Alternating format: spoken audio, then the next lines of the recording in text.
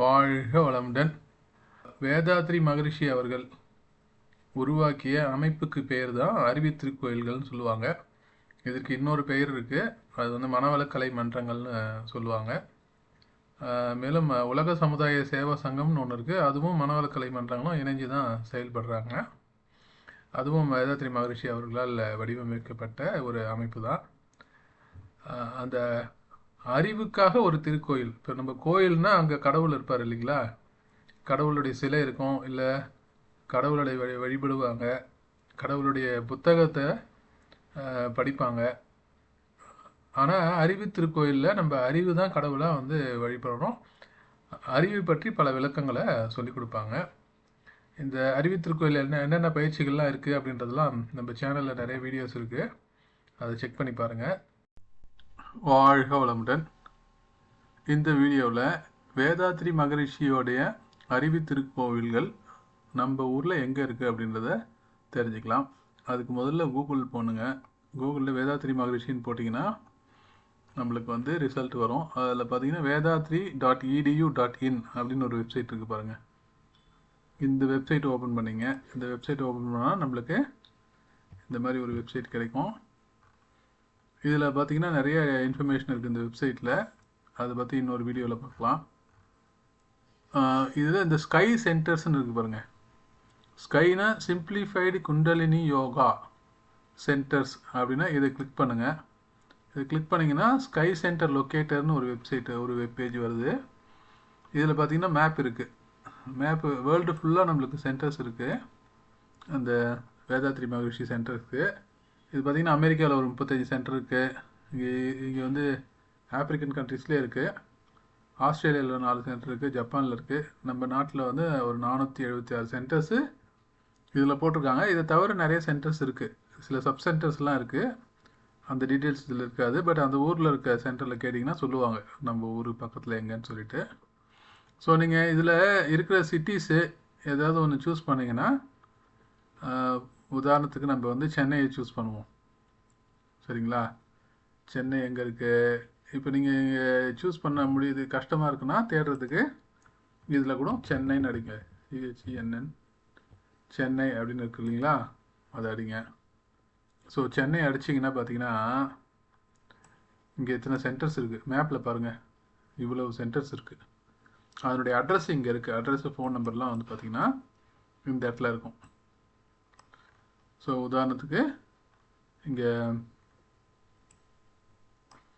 கல்பாக்கம் மனவளக்கலை மன்றம் ட்ரஸ்ட் இருக்குது. அதுக்கு இப்போ அப்புறம் பார்த்தீங்கன்னா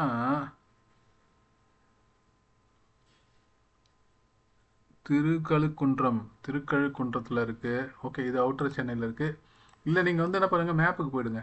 மேப்பில் போயிட்டு இதை ஜூம் பண்ணிங்கன்னா ஸோ உங்கள் லொக்கேஷன் எங்கே இருக்குது அப்படி பார்த்தீங்கன்னா இப்போ குரோம்பேட்டைன்னு வச்சிங்களேன். இது குரோம்பேட்டை கிளிக் பண்ணிங்கன்னா இந்த குரோம்பேட்டை மனவளக்கலை மன்றம், அவருடைய அரங்காவலர் பெயர் அருள்நிதியர் பெயர், அவருடைய ஃபோன் நம்பர், இமெயில் ஐடிலாம் இருக்குது.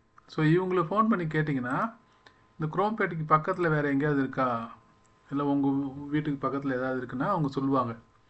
அது தவ மையம்னு சொல்லுவாங்க. அது தவ மையமும் ஒரு அறிவுத்திருக்கோயிலுடைய ஒரு பகுதி தான். அங்கே நீங்கள் போய் பயிற்சி எடுத்துக்கலாம். ஸோ அப்படி பார்த்தீங்கன்னா இது எல்லா இடத்துலையும் இருக்குது பாருங்களேன், நிறையா இருக்குது. ஸோ இந்த மாதிரி நீங்கள் ஒரு சென்டர் பாருங்கள். சைதாப்பேட்டையில் இருக்குது. Saidapet Jones road, Saidapet Jones road Manavalakalai மன்றம், அவருடைய அரங்காவலர்கள் பெயர், அவங்களுடைய கான்டாக்ட் நம்பரு எல்லாம் இருக்குது. சரிங்களா? இது நம்மளுடைய சென்டர்ஸ் வந்து வெளிநாடுகள்லையும் இருக்குது. அதையும் நீங்கள் இந்த மேப்பை ஜூம் பண்ணி பார்த்தே நம்ம தெரிஞ்சுக்கலாம். எந்த லொக்கேஷன் வேணுமோ அதை கிளிக் பண்ணிங்கன்னா உங்களுக்கு கிடைக்கும். இப்போ சென்னையில் மட்டும் கிட்டத்தட்ட 100 சென்டர் இருக்குது.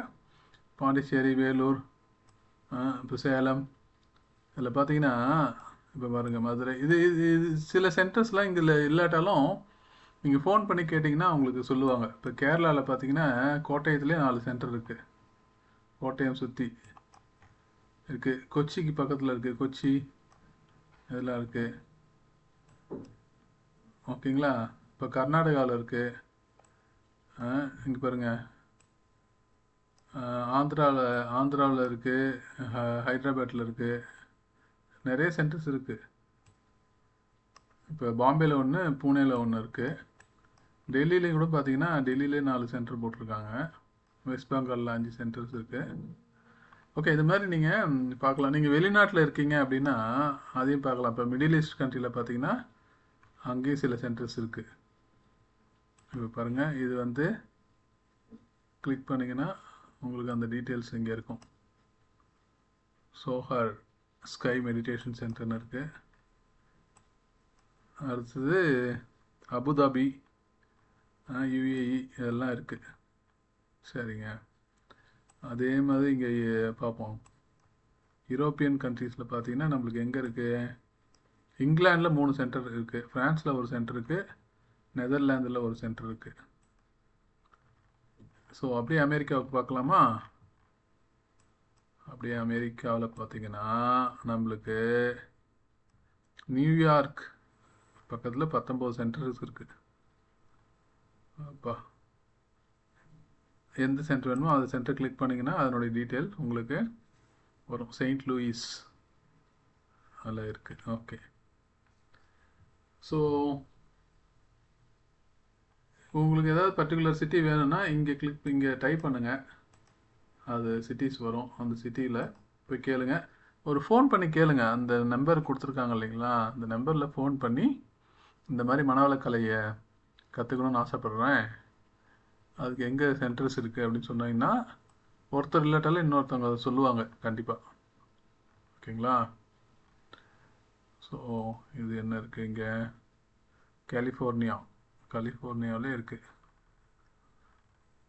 Okay, fine. சரி, இது ஒரு பக்கம் இருக்கட்டும். நான் இன்னொரு விஷயம் சொல்கிறேன். முதல்ல வேதாத்ரி மகரிஷியை நீங்கள் நல்லா பார்த்துங்க. அதாவது மகரிஷி இவர் தான். இந்த மகரிஷியை பார்த்தீங்கன்னா இமேஜஸ் போகும், நல்ல இமேஜஸ்லாம். ஸோ இந்த மகரிஷி இமேஜ் தான் ஃபேமஸாக நீங்கள் பார்த்துருப்பீங்க. இந்த மகரிஷியை நீங்கள் நினச்சிக்கிட்டே இருந்தீங்கன்னு வச்சிங்களேன், நான் பயிற்சி கற்றுக்கணும் அப்படின்னு நினச்சி மகரிஷியை பார்த்து, ஐயா நான் உங்கள் பயிற்சியை கற்றுக்கணும் அப்படின்னு நினச்சிக்கிட்டே இருங்க, மனசுக்குள்ளே நினச்சிக்கிட்டே இருந்தீங்கன்னா கண்டிப்பாக அதனுடைய அட்ரஸ் தானாக உங்கள் பார்வைக்கு வரும். நீங்கள் எங்கேயா ட்ராவல் பண்ணிகிட்ருப்பீங்க, அங்கே வந்து மகரிஷி படத்தை பார்ப்பீங்க, அங்கே ஒரு சென்டர் இருக்கும், அங்கே ஒரு ஃபோன் நம்பர் இருக்கும். அது ஃபோன் பண்ணி கேட்டிங்கன்னா உங்கள் வீட்டுக்கு பக்கத்தில் எங்கே இருக்குன்னு அவங்களே சொல்லுவாங்க. ஏன்னா எனக்கு அப்படி தான் நடந்துச்சு. நான் இது வந்து ரொம்ப வருஷத்துக்கு முன்னாடி கற்றுக்கிட்டேன். 1998 இந்த பயிற்சி கற்றுக்கிட்டேன். அதுக்கப்புறம் பார்த்தீங்கன்னா 2006 பாண்டிச்சேரிக்கு வந்ததுக்கப்புறம் நினச்சிக்கிட்டே இருந்தேன், மகரிஷி பயிற்சிலாம் கற்றுக்கணும் செய்யணுமே நினச்சிக்கிட்டே இருந்தேன். நினச்சிக்கிட்டே இருக்கும்போது பஸ்ஸில் போகும்போது பார்க்குறேன் அவரோட ஃபோட்டோ கண்ணில் பட்டுது. அப்புறம் மறுநாள் அந்த இடத்துக்கு போய் அந்த இங்கே இருக்கவங்களாம் பார்த்து பயிற்சியெலாம் தொடர்ந்து கற்றுக்கிட்டேன்னு வச்சுக்கங்களேன். அந்த மாதிரி மகரிஷியை நினச்சிக்கங்க, உங்களுக்கு அவரே வழிகாட்டுவார். இதுவே ஒரு ஆன்மீகத்தில் ஒரு உள்ளுணர்வாக சில விஷயங்கள்லாம் நடக்கும். உங்களுக்கு ரொம்ப ஸ்பெசிஃபிக்காக எங்கேயாவது வேணும்னா ஜஸ்ட் கூகுள் பண்ணாலே போதும், இல்லை இந்த வெப்சைட்டில் போய் நீங்கள் பார்த்து தெரிஞ்சுக்கலாம். நன்றி, வாழ்க வளமுடன். மனவளக்கலையில் நிறைய பயிற்சிகள் இருக்குது, அதை பற்றி நிறைய வீடியோ நம்ம சேனலில் இருக்குது, செக் பண்ணி பாருங்கள். மகரிஷி கருத்துக்கள்லாம் எளிமையாகவும் எல்லாருக்கும் பாமரர்களுக்கும் புரிகிற அளவுக்கு நல்லபடியாக இருக்குது. நன்றி, வாழ்க வளமுடன்.